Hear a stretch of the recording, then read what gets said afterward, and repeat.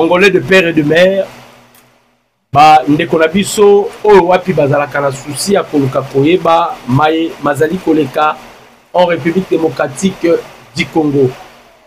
Ba papa, ba mama, lelo ezali lundi, ba bonne journée na bino nyonso, semaine malamu pour na biso nyonso ba Kongomani, ba Congolais, bisika nyonso bozwami, ba diaspora, ba internaute na biso nyonso bisika bozwami, bokomo elamu, tozwami na esengo koya ko solola na ba Congolais sur les actualités politiques ya République démocratique du Congo ndenge tolobaka Congo mboka munene makambo zanga kate eza très important na Congolais pour luka koyeba état de santé ya mboka na yo pays na yo elalaki ndenge nini pays na yo elamuki ndenge nini nazo ko exhorter na bino nyonso boza ko hésiter de vous abonner, veuillez vous abonner massivement aux chaîne de référence na bino. La chaîne qui fait la différence, bien sûr, dans la chaîne par laquelle vous serez toujours informé en exclusivité de tout ce qui se passe en République démocratique du Congo. Bandeko, basangoni ni to memeli bino na tongo na lelo. Tokobetali solo sur 30 000 commandos au baza prêt pour la libérer Goma na Bukavu. Tokobetali solo sur l'arrestation ya Eric Nino Bakangi, beaucoup de émission, et nous allons parler aussi sur la guerre diplomatique, parce que le chef de l'État, na minute Tozolo Banabino, Azali Nadoa. Beaucoup de makabu nini Mukonzamboka Keko Sala Nadoa. Après Kolongwa ya Mukonzamboka Nadoa, à Kokende na Brésil. Na lobi bien, le chef de l'État, Abandaki na Égypte. Après avoir quitté Égypte, Paul Kagame Azalaki, il y a cela un mois, le chef a Keikuna, le chef s'est rendu à Doha. Après Doha, le président Tshisekedi a Kokende précisément na Brésil, Kokutana, na homologue laye Lula de Silva. Puis à prendre part na Copa 20 au Ekosalama na Brésil à ce qui concerne les problèmes climatiques au Tozalango na Mboka Ekolo Congo. Bandeko ba Congolais, ndenge tolobaka mais de fois Congo mboka munene makambo ezanga kate, eza très important et puis eza avantage na ba Congomani koluka koyeba mai mazali koleka na mboka na bango. Une fois de plus encore, le président Tshisekedi a outu ko crucifié Paul Kagame wapi na Caire tango azwaki espace pour la kosala discours ko beta peka ma solo awa. Oui, parce que l'air est extrêmement grave. Et vu les enjeux de l'air, le président Tshisekedi ici à Lubaki, je vais utiliser tous les outils au Kagame a utilisé. Vous allez remarquer, d'ici quand vous avez Kagame Azoleka, Soka Leki, na Simalango Mukonzambo Kapé Foale. Soka Leki, na Simalango Mukonzambo Kapé Foale. Donc vous allez directement comprendre que Ezapena Bitumbaya Makasi, Otozalango la Minitsoyo. Tolobaki yango ba Congolais toza na dernier virage. Ne to na dernier virage, ils ont dépendre na biso. Ceux qui tolingi to tika la ba esclave pour toujours. Ils ont dépendre na biso. S'occuper elingi bolingi toza la libérer l'esclavagisme ya ba nilotiko ba meme la biso. Ils ont dépendre kaka na biso. To betama solo ana meme bino ba sango ya kitoko. Ya kitoko makasi. Bon aimer vidéo, bon commenter, bon partager, barrière. Bon aimer vidéo, bon commenter, bon partager, barrière. Yayambo, tobandina nous na visite ya Mukonzi Mboka. On parle d'abord la visite ya Mukonzi Mboka. Wapi, neto betali solo na Doha. Le chef de l'État a accueilli na Doha. Et to robet appelle solo ya discours ya Mukonzi Mboka a sali na Salaki na cœur devant les diasporas congolais. Et nous allons parler encore de ce que José Makila a aussi confirmé que patron Penza ya IM23 et Zalaka Joseph Kabila. Na ba propos Makila a tenu. Na bandina nous na visite à Mukonzamboka. Le président Tshisekedi est arrivé à Doha pour participer au 2e sommet mondial pour le développement social organisé par l'État du Qatar du 4 au 6 novembre. Donc, Mukonzambo Kanayo Félix Antoine Tshisekedi Tshilombo, azali du 4 au 6 novembre dans Qatar pour prendre part aux assises. Il y a sommet mondial pour le développement social. Avant d'aller à Kokende na Qatar, Boyoka Makambu Mukonzamboka a Betaki na Égypte. Torobaki, nous allons démystifier Paul Kagame. Torolakisa Kagame kaza papier. Dans le bagala bino, bandeko, la communauté internationale ba misa qui force na bango nyonso likolo Paul Kagame.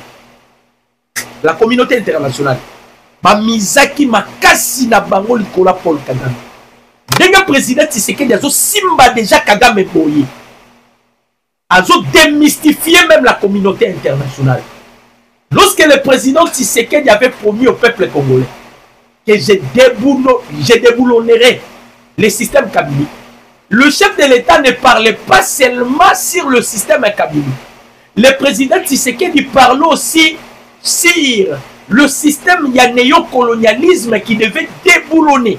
Voilà pourquoi le chef de l'État, il avait déjà prédit que je déboulonnerai le système Kabila. Donc le chef de l'État a déboulonné même le système néocolonialisme où ils ont daté de 1884 à 1885. Donc, tellement Kagame, Emmanuel Macron, azalaki na confiance à Kagame, ba misaki sur Kagame, ba pensa kite makambo ko manenge komi na niveau oyo bandeko. Bo aimer vidéo, bo commenter, bo partager ba lien.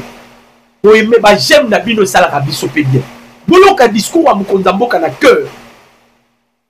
Kagame au Kosambwa.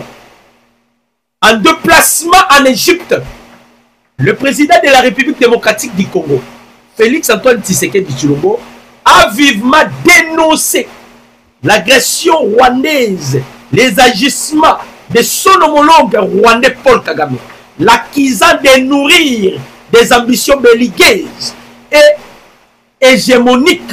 Selon lui, son objectif est de scinder notre pays et d'occuper, voire d'annexer la partie Est qui est une terre très riche en ressources minérales et agricoles. S'exprimant devant les diasporas congolais au cœur, le chef de l'État a réaffirmé sa détermination de défendre l'intégrité territoriale de la République démocratique du Congo, tout en soulignant la poursuite de démarches diplomatiques. Nous avons réussi à impulser une dynamique dans la communauté internationale qui visait à sanctionner le Rwanda, a-t-il déclaré, précisant que les discussions de Doha devaient répondre la semaine prochaine. Bandeko, Mukonzambo Kalobi, je suis déterminé. Bobo Sanate, peuple congolais. Mukonzambo Kabandai Koloba, Félix Antoine Tshisekedi Tshilombo, le salut du peuple congolais, c'est la loi suprême. Et le chef de l'État a dit, je suis déterminé. Nous avons disposé de mécanismes diplomatiques. Donc Kagame ne s'échappera pas. Kagame ne s'ika kokimate. Kagame ne s'ika kokimate. Donc le président Tshisekedi a dit que nous avons disposé de moyens, de dynamiques diplomatiques. On va utiliser le même arme que Kagame utilise. Kagame a dit que Bomabisonano. Abandai kolia Congo à cause ya lobbying libana. Le Congo, tous allons qui na lobbying te. Le Congo, tous allons qui na interlocuteur te. Mais le lot na zoé bisabino. Le Congo a un interlocuteur. Le Congo a des lobbyistes. Oh bah télémi pour défendre la République démocratique du Congo. Donc bah des combats congolais, to bloquer bah bisika nyonso. Yoka révélation moko na opé sabino. Révélation mon on Sabino, bon ils analyse. Naïbi que peut-être vous ne pouvez pas poser la avis mon konanga. Mais je mérite quand même Naïbi Sabino parce que Naïbi Sabino que moi je jure qu'il parle la vérité. Ce qui est vérité. Vous savez, les M23 en soi, baboyi ba fongola aéroport ya Goma. Et ça jeté. Bien que bakoyi kozala na ba manigance. Pona ko pesa bango ba banduki tout consort. Mais baboyi penza. Pona nini baboyi Kagame aza na kati ya kobomba ba bêtise asali na Goma. Kagame a commis des crimes na Goma. Kagame a tué, c'est un sanguinaire. A commis banamiki, a kati banamitou, a égorgé. Maintenant, une fois l'aéroport de Goma et kozala ouvert, réouvert, bandeko. Tous les bêtises ya Kagame sera exposé. Et ça, l'une des causes pour Kagame a boy. Problème est pesé que cela ne tienne. Vous avez 30 000 commandos dans l'Axabino. Papa, 30 000 commandos. Et ça m'a quitté. Pendant que l'armée rwandaise, a un effectif, il y a 32 000. 32 000 effectifs armée rwandaise. Ce que tu as dit, tout ça, là, calcul. Il y a un bomi déjà. Un bomi bango est belé. Je ne pense pas que Rwanda peut avoir 20 000 commandos. Je ne pense même pas. Là, je vous dis la vérité. Je ne pense pas que Rwanda peut avoir 20 000 militaires. Mais puisque déjà, tout ça, 30 000 commandos au Basilisi. Au Basilisi. J'aimerais quand même dans la Xabino, Bomona. Oh, Basilisi, Bandekoma pour vous dire que les Rwandais à Matakita, Tobeta Bango. Tobeta Bango. Bazaraki 30, plus 7 000 euros Bazaraki en Égypte. Donc au total, ça devient 37 000. Bandeko Bango Yeyo. Bango Yeyo. 37 000. Pendant que le président Tshisekedi a effectué ma voyage. Bazos à l'entraîner par commando ni Blackwater. Bango Ana. Bango a formation. Hein? Bango a formation. Bango Yeyo. Bango formation. Formation et Sili. Bango Yeyo. On a joué Sabino et Zablagité, formation et Sili. Bango Yeyo. Vous savez, Bango, baza au total 37 000 commandos. Nangina zongi Labino, na makambo au président Félix Alobaka. Président Félix Alobaka Boye. La France, a lobby la République démocratique du Congo a coupé sa leçon et qu'on a toute la première fois de l'histoire dans le monde. Lorsque le président Tshisekedi voulait faire la guerre avec le Rwanda, parce qu'il a décidé qu'il y a Boudana Rwanda, malgré que l'armée était infiltrée, le président Tshisekedi, il avait décidé de se battre avec le Rwanda, de faire la guerre avec le Rwanda. Mais, à tout n'a qui question, et pas il y a homologue naïe, Vladimir Poutine, président Poutine, à ABC, je suis prêt de combattre le Rwanda. Vous savez quelle était la réponse à Poutine? Bon, mon Poutine a ses faces à ami intime à président Tshisekedi. Ce que je vous dis est vrai. Il s'efface. Il s'efface. Boyoka, Bandeko. Poutine a dit président Tshisekedi ne commettrait même pas erreur où il doit commettre. Vous avez dit, oh, ne commettre erreur. Abi, commettre erreur au yoté. Si tu décides de faire la guerre avec les Rwandais au Matokita, tu vas perdre le Congo. Et yo mo na pouvoir ba ko de guerre payo. Président Tshisekedi a pas digné. Poutine a dit si les Rwandais a un soutien va payer belé simanaye. Oh, pendant ce temps l'Union européenne bavandaki Bamako bavandaki bazo c'est la carte Tshisekedi a décrété guerre, a déclaré guerre officiellement directement comme les Rwandais et ça là qui doté par l'OTAN. Et ça là qui doté par l'OTAN. Et ça là qui est financé par l'Union européenne, donc même la Grande-Bretagne, directement l'Union européenne, il y a un moment favorable pour balkaniser la République démocratique du Congo. Et il y a la carte Yamalamu pour ne balkaniser la République démocratique du Congo. Poutine a lobby que ça les locaux en a dit. La méthode de Poutine appelle ça qui président Tshisekedi. A lobby Vanda Namboka na yo. Continuer avec la diplomatie. Ça, c'est Poutine. Abi, comme vous êtes fort sur le plan diplomatique, continuez avec la diplomatie. Mais, Nengozo Tambola, banda pe ko sala armée na yo. Sala fort ya armée na yo. Bongisa armée na yo. Sala nyonso. Yo sala ba diplomatie en attendant pozo sala réforme au sein de ton armée. Ko sala guerre na Rwanda te. Yo défenda aka mabele no soki ba koti obeti bandeko. Les loyaux, nous avons 37 000 commandos. D'abord, l'armée est infiltrée. Mais Rwanda a dit qu'il faut balkaniser Congo. Mais avec les officiers 37 000, ce sont des Congolais. Nous avons un danger place ces Zoya.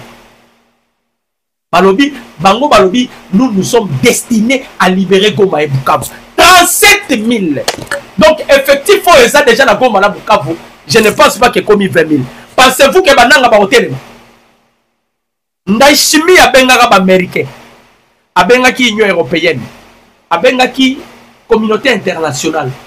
Alobi, le moment est là pour éteindre feu. Soki bopomi moto yote, il y aura une guerre régionale. Il y aura une guerre régionale. Boebi commanditaire ya coup d'état. On y a ça la coup d'état na Tanzanie. Boebi Zélan la Tsabinoye. Certains citoyens rwandais. Un ambassadeur au Kazakh commando batine qui est en mission en Tanzanie pour na ko déguerper maman ona bata nilotique. Na la Sabino photo naï. Aimez vidéo, commentez, partagez les liens. Na on la vidéo photo naï bobo naï. Boye ba ke ba Rwanda ba lingara biloko yote bo commenter rapport na ko luka ko bloquer ba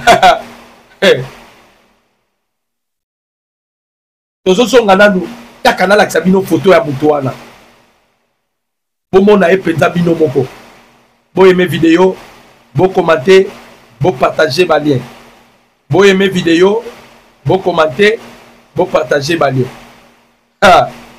makambo eza ya kobeba. Je vais vous montrer le monsieur en question qui voulait faire un coup d'état. Yeyo le monsieur en question qui voulait faire un coup d'état. Est-ce que bon mon aïe? Yewana. Yewana. Mouton nga osa la coup d'état. Yewana. J'espère que bon mon y est. Yeyo. Yewana penza. Bon mon y est. Moutanga sala commanditaire ya coup d'état na Tanzanie. Na lobaki na bino que le plan était concis à Kigali. L'Ouganda et le Kenya. Ces trois pays-là sont des pays de nilotiques. Ouganda, Kenya, na Rwanda. Et ça pays à nilotique. Museveni savent bien que les Tutsis, Paul Kagame, Kagame a Tutsi Ougandais. Il y a des Tutsis burundais. Mais Kagame a Tutsi burundais. Tutsi burundais au Kagame a Koboma Kimaki Awa, entre autres. Boyebi, inutile à autant à Kombo là-bas, Bazawa, Tutsi burundais. Et nous ne sommes pas contre eux. Bayaki Congo, Bayaki Gotanga, Tiba, et ça, hey. Kagame Skoyo, Alingaka Tutsi burundais. Et pardon, burundais. Il y a ça Tutsi ougandais. Museveni ayebi bien. Les natifs ya Rwanda, ce sont des Tchwa et des Hutus. Ce ne sont pas des Tutsis. Les natifs ya Rwanda, ce sont des Tchwa et des Hutus. Kagame baye baza ba progéniture ya reine de Saba. Banilotik wana. Ce sont des progénitures ya reine de Saba. Ndenge baza ba progéniture ya reine de Saba. Baza ba progéniture ya reine de Saba. Donc baya na pays ya tiers monde. Donc problème ya courant eza. Mais tokoloba quand même bozala informé. Donc baya ki po bazwa mabele ya bato eza mabele na bango ti. bango ba yapo bazwa mabele ya batu eza mabele na bango te. Et Kagame et nani Museveni a ebiango. Museveni a ebiango, voilà pourquoi bandai ko se battre. Ba conquérir Kivu na biso, na calcul na bango. Ba conquérir Kivu na biso. Dieu merci, Nzamba Sungi, le président Tshisekedi Aye, et il a anéanti tous ses plans machiavéliques. Maintenant, awa problème ezani. Boyoka général wana makabanda ekoloba. To makabanda ko préparer. Général wana. Balobi, il s'appelle Général Patrick Nyavumba. Moutangaka beta coup d'état. Le général Patrick Nyavumba de l'armée rwandaise, R2 en cycle, serait celui qui organisait et mis en œuvre la planification au cours en Tanzanie. Des sources fiables affirment que le général Patrick Nyavumba, représentant du Rwanda à Tanzanie, en tant qu'ambassadeur, est en réalité celui qui a planifié et dirigé actuellement les manifestations qui se déroulent dans ce pays. La raison pour laquelle le général ambassadeur Patrick Nyavumba provoquerait les désordres à Tanzanie serait lié, Boyoka, serait lié selon ces informations au projet de l'Empire Imatuti. Mon mission au projet de l'Empire Imatuti. Selon Kagame, selon Museveni, Mutaza problème na bango. Mutaza problème na bango, ezali Museveni. Mutaza problème na bango, ezali pardon, Mutaza problème na bango ça Evariste Ndayishimiye. Mutaza sous problème na bango ezali président de Tanzanie. Voilà pourquoi il voulait des gré et de force. Soit Balongoli président de Tanzanie, soit Balongoli Evariste Ndayishimiye. Alors, ce monsieur ici, il avait un plan que certaines cherchent à établir dans la région depuis certains temps. Ces projets auraient échoué parce que le Burundi et la Tanzanie ne feraient pas partie. C'est-à-dire qu'ils avaient un projet. Projet Bazalaki Nango. Projet Bango Bazalaki Nango. Et Zalaki Nini va frapper la République démocratique du Congo.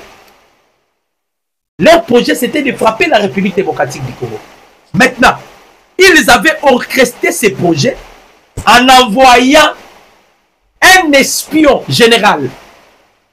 Na casquette, il y a un ambassadeur. En soi, c'est un général commando.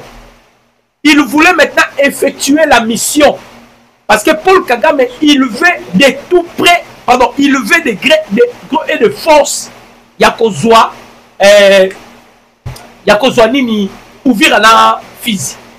Donc, Azobunda, Azwa ouvrir la Fizi. Voilà pourquoi ils ont allé faire ces magouillages wapi na Tanzanie. Baké ko sala magouillage na wapi na Tanzanie. C'est ça le problème au Tozalango. Problème au Tozalango yango. Baké ko sala magouillage na Tanzanie. Mais Dieu merci, c'est là et simbité. Et simbité. Donc, ils se sont déjà tenus en échec. Na plan machiavélique qui n'a pas bazala qui nango. Baza tenu en échec. Dans le binabino, les 30 000 commandos. Et pardon, 37 000 commandos.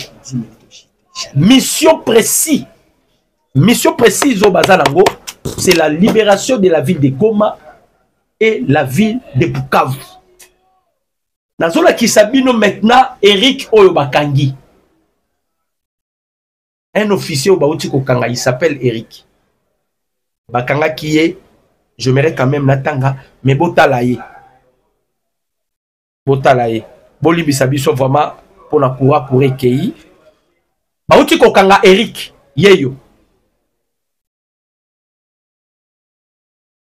Yeyo. Eric Baouti Kokanga, Yewana. Omoniye. Azanani. Boloka sikoyo na panzanteke. Qui est Eric Boyoka? Eric, il s'appelle Eric Rouirombere. Boyoka Kombo. Eric Rouirombere. C'est l'obino à kozala nani. C'est l'obino à kozala nani. Eric Rouirombere, pseudo général.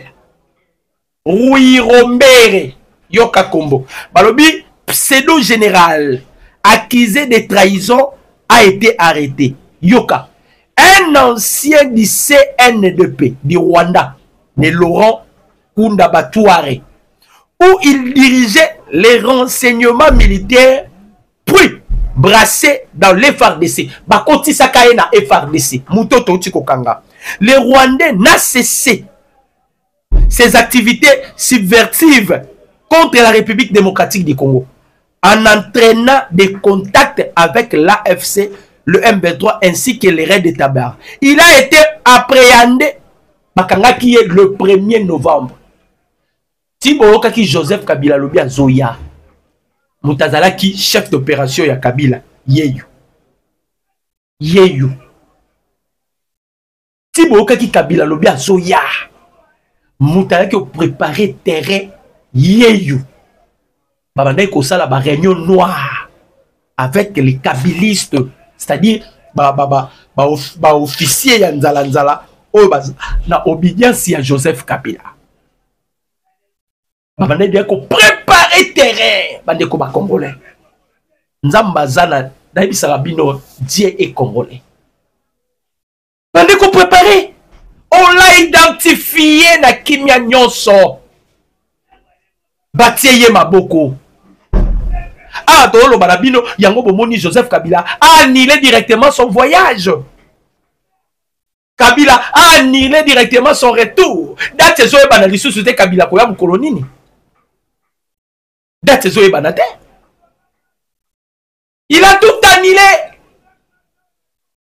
Il avait confiance dans Motoyo. Donc, Ande Tozoé Bisabino Awa, Bandeko. La République démocratique du Congo, Tokomi Colonna renseignement. Tokomi li colonna renseignement. Renseignement, il y a CT. Nous avons partagé renseignement na FBI, na Spinazi, Bakloun, na KGB, na CIA américaine d'ailleurs. Vous avez vu, Ayakiawa, na CIA américain, Radcliffe, Ayakiawa. C'est-à-dire, ça devient maintenant difficile. Ces messieurs ici, ils cherchaient déjà à entrer en contact. Donc, il y a un Kotsaka, ba officier ba Kimaka, ba Kindaka, à Kotsa bango à contact na ba AFC, na ba Red de Tabara, na ba donc il ba toi na nyoso. Yenda sala ki ba kota contact na bango. Donc, les ennemis de la République démocratique du Congo, banda ko lia biso c'est nasi. Si Kabila Bandai ko s'annoncer, Moutaliboso Tokangaki, c'était John Kabila, si vous allez vous souvenir. Donc quand Kabila s'annonçait, John Kabila voulait déjà entrer en contact avec l'officier pour créer un mouvement insurrectionnel.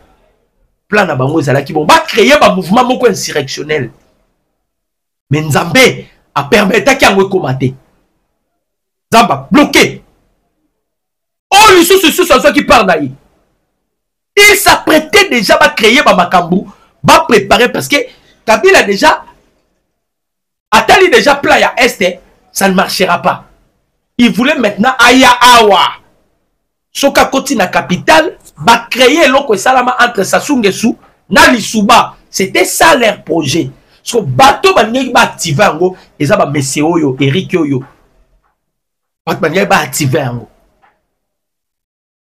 Yango moni ba José Makila nyonso ba Franck Nyongo bazalaki déjà sûr. Ils sont tous allés derrière Joseph Kabila. Ba kendaki déjà bazala déjà na sima Kabila parce que ba yebaki déjà que Kabila zo bete loko et ko simba. Parce que tous na officier na biso. Bobo salate oyo yo nani c'est qui encore Pierrot Loara bani. Alobi Kabila est le seul ou renverser Tshisekedi parce que Kabila a la connaissance, il y a un contact avec l'officier na etika na Congo. Pero Lual avait dit ça.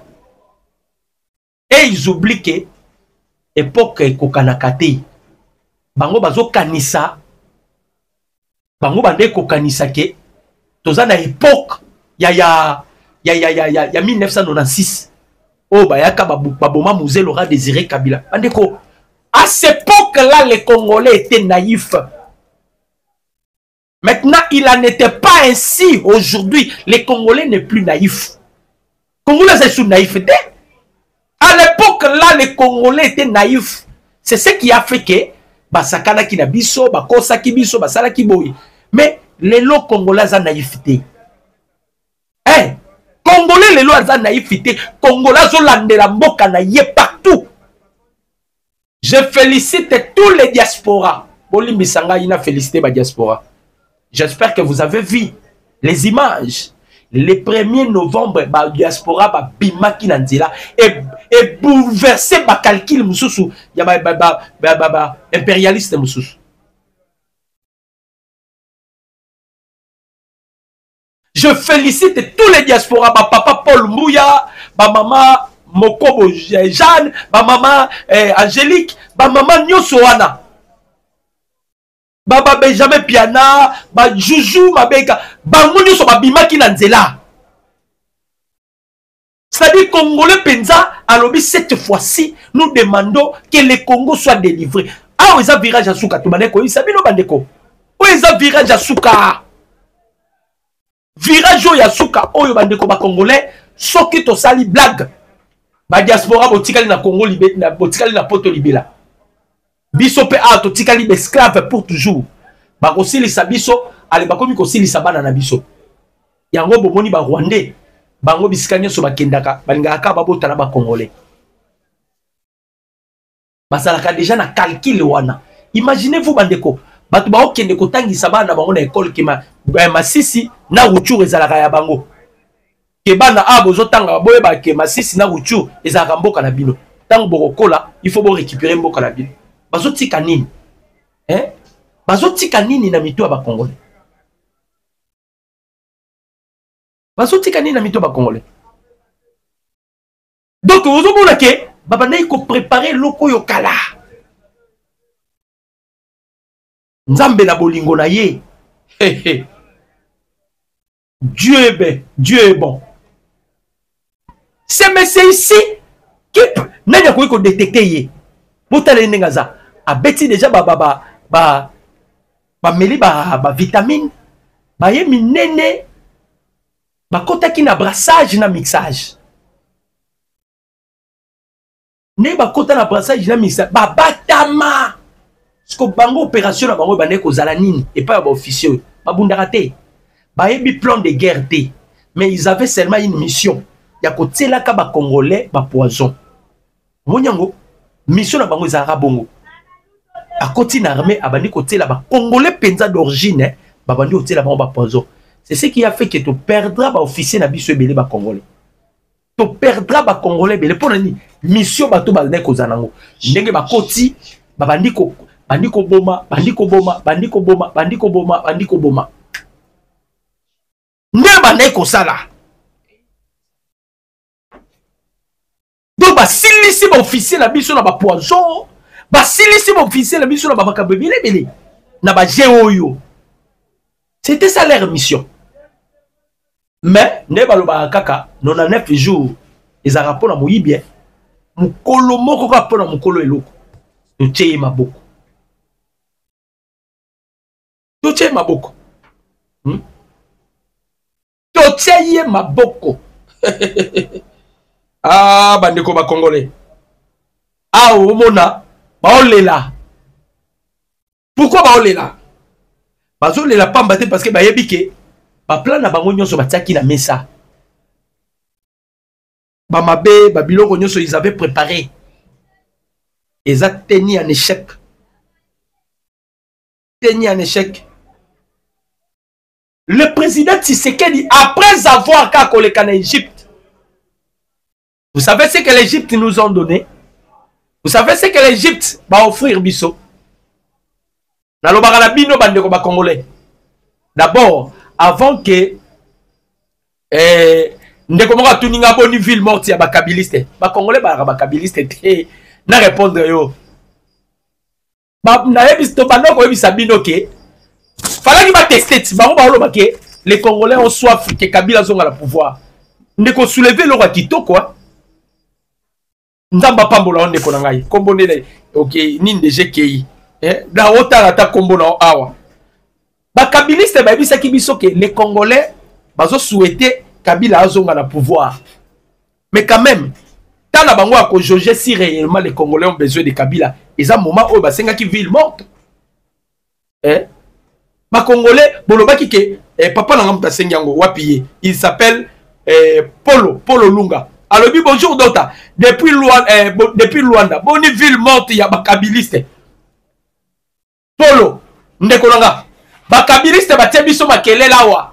Oh ba Congolais 90% ba Congolais ba osé la retour. Il y a Joseph Kabila. Bibi Kapinga pa lobaki yango. Franck Diongo lobaki yango. Ba obe minaku ba lobaki yango.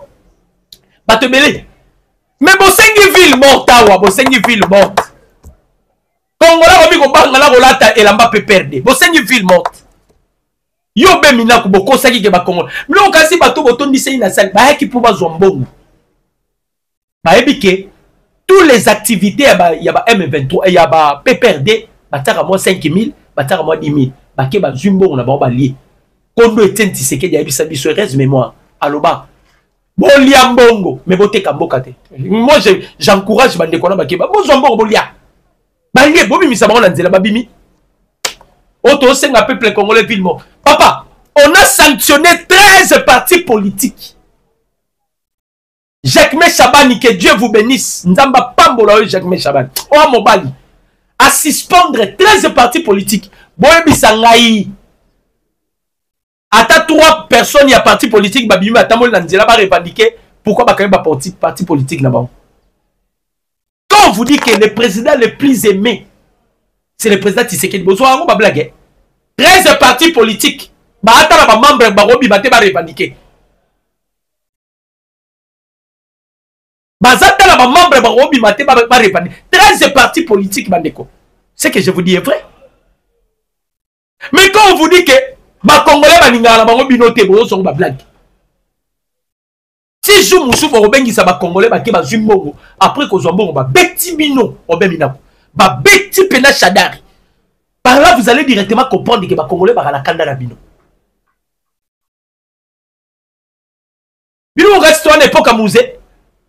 Vous blaguez? Président Tshisekedi a ken na Égypte. Comme a commis na Égypte après que ça la carte discours. Le président égyptien a donné l'ordre. Ba pesi biso wisikoi. Ba égyptien ba na basikoi. Ba pesi biso wisikoi. Pour en finir avec les rebelles du M23 RDF. Ba pesi biso ba lobi to pesi bino po bosila na ba rebelle. Parce que le président Tshisekedi a mon homologue naé, alobi, je suis déterminé, fonasi la na bateau. Ba pesi biso wisikoi na Égypte. Kagame kende kuna ba pesi ata Kalachnikov. Kagame était allé là-bas. Ba pesi ki ata Kalachnikov. Mais biso to kei na Égypte. On nous a donné wisikoi. Bandeko, tozo armé na biso. Et ça, Maloboyo, Poutine a dit président Tshisekedi. Alobi, armée na yo. Armée yango. Armée na yo. Tango kokoma puissant. Si Jiping soit ébicié, tu dois t'imposer maintenant pour que le monde te respecte. Yo on a ébicié Macron. Alobi, réouverture à l'aéroport, il y a gros maison dépend de la mission, dépend de la haute Macron. Nga inde so na pesi ordre fongwabi. Ata ba yem 23 barobanga mais toko frapper bango. Toko frapper bango. Ata bazo continuer ko s'entêter. Toko frapper bango. Bandeko. Toko frapper bango. Donc ennemi azwaki yango ba aventure. Ennemi a bané kokanisa on dirait to sala bali paté ba G bah, il faut se rendre compte que Tshisekedi a préparé bombe. Effectivement, effectivement,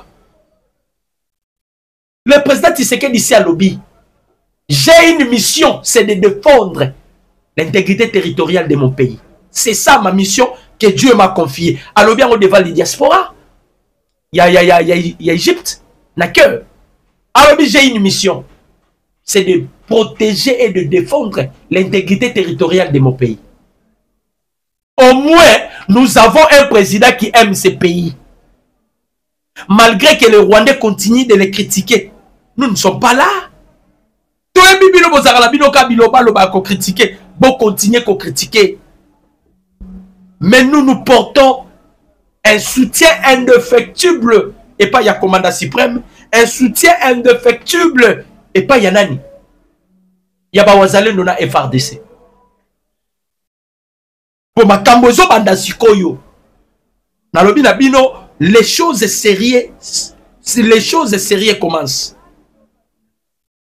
Les choses sérieuses commencent. Là, on a le balabino, les choses sérieuses commencent. Bandeko. 37 000 commandos. Les ablaguités. Baye na musala. Balobi biso bapesi biso mission. Mission précise au bapesi biso, c'est la libération de Goma et de Bukavu. C'est fini. Baouti wap, balobi yango.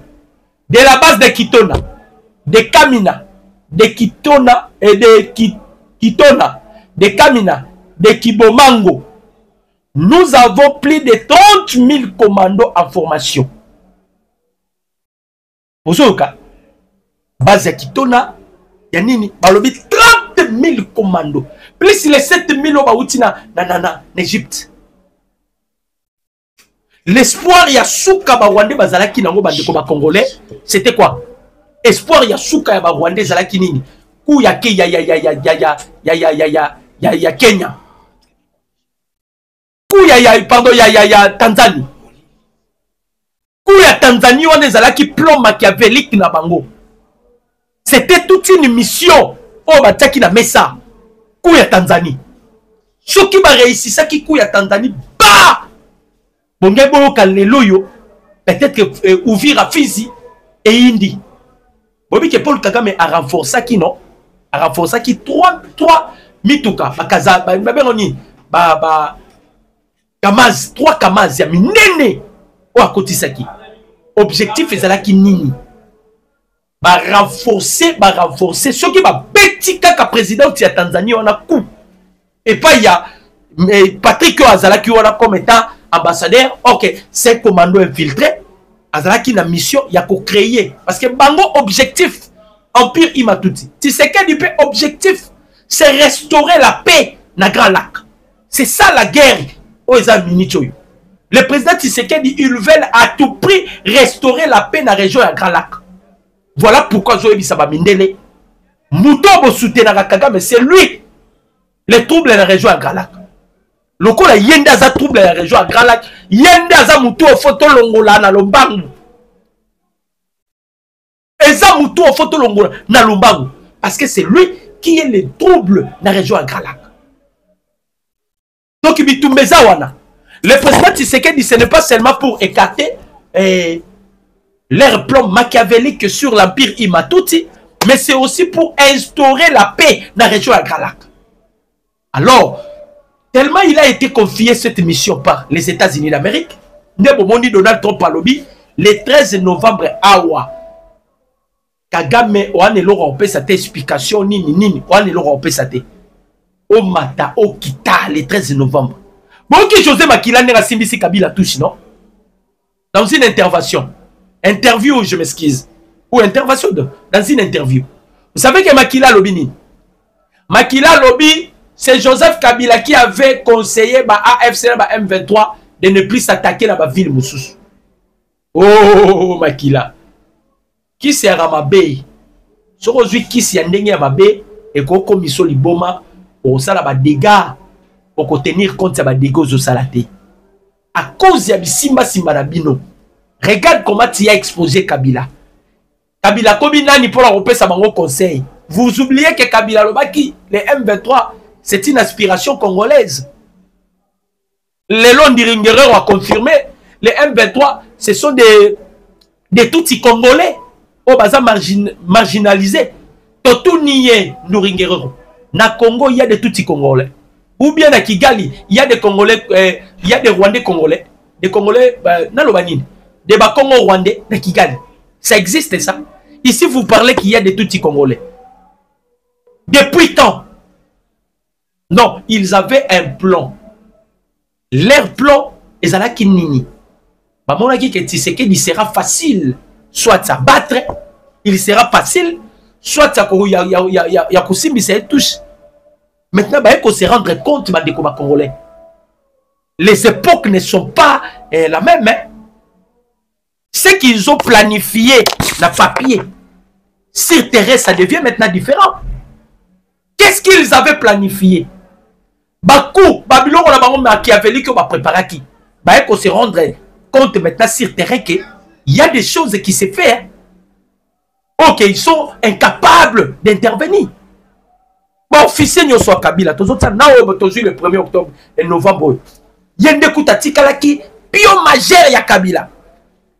Bah bien, bah déjà qu'on planifie na c'est. Donc, si vous qui Kabila, bah de Kolangai, à Sanosa qui Kazoya, Kabila Zalaki si na ba officier à Tika Awa. Kabila a tenir compte que le président Tshisekedi a partagé renseignements, même maintenant Moussad. Moussad, eux, le service secret le plus influent au monde. Et l'équipe CIA ni Moussad, ils sont dirigés par Banane. Bah, Israéliens sont des Juifs. Quand Tshisekedi, lorsqu'il a accepté Jérusalem, capitale à Israël, et au Congo, l'ambassade à Israël en République démocratique du Congo, Moussad a décidé maintenant de collaborer avec la République démocratique du Congo. Mais le numéro 1, il y a ENSA, Agence nationale de sécurité américaine. C'est un Israélien, non? Mais c'est Karana Montakel. C'est lui qui avait remis au président Tshisekedi un clé ISB. Oh, ils avaient qu'à contenir Biloko Nyonso. Tant que Kabila s'annonçait déjà qu'il y a Zoya, les chefs de l'État vont dire, bon, ça va. Donc, on dit qu'on a traqué maintenant ces gens-là, où Kabila a côté sur la banque. Kabila benga numéro zo le calsouste. Kabila benga numéro zo le calsouste. Kabila benga numéro zo le calsouste. Il devient maintenant ridicule. Voilà pourquoi il a changé d'office programme naye Kabila Kimi. Ah ben koya, toya bisoute soki Kabila koya ou bien Kabila koya te. Ndeko na route alobi ça fait un sonner. Effectivement. Souka Kabila commis déjà. Souka Kabila, oh tozo zela na minute yo. Tobi saki bino déjà. Sauvons la RDC, sauvons la RDC. Et aussi Mbanangote. Eh, toloba qui sauvons la RDC ko simbate.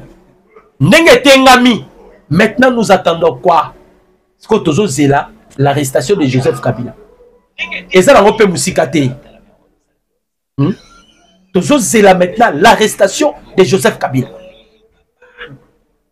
Et puis, Kabila Amata Kita, Tozo Kangaï. Tozo Kangaï. Là, je vous dis la vérité. Tozo Kanga Kabila. Bon retenir Malobanazo et Bisabino. Aaki comme meka plateforme. Ake ça on a Kenya. Mais il y a mon monique, to pesango, ils a pété, et a kiloté. Maintenant, il y a des mécanismes déjà Zarosa Nakata s'est préparé. Pour son arrestation. Amata Kita, l'ère de l'arrestation de Joseph Kabila a sonné. Okay. Kabila, Amata Kita, Toro Kangaye. Donc c'était avec plaisir, Ndeto Ebisibino Kaka, Mukondamboka Soka Silisi na Doha, sauf l'imprévu. Ok, de sous na Brésil, soit Silisi na Doha, ok, na Brésil. Et zo soit batu fort, toi, bah, moi, tu sais qu'il y a autant de Tozo tambola pour la diplomatie. Tozo bunda tozo tambola pour la diplomatie. Mon numéro c'est plus 243 89 63 95 965. Mon numéro c'est plus 243 89 63 95 965. naza reconnaissant à bino ba internaute, c'est parce que otikala ki wana malgré que courir kei mais otikala ki wana nzambe alola pambola bino bolakisi pena ke boza fidèle na chaîne de référence na bino. Merci.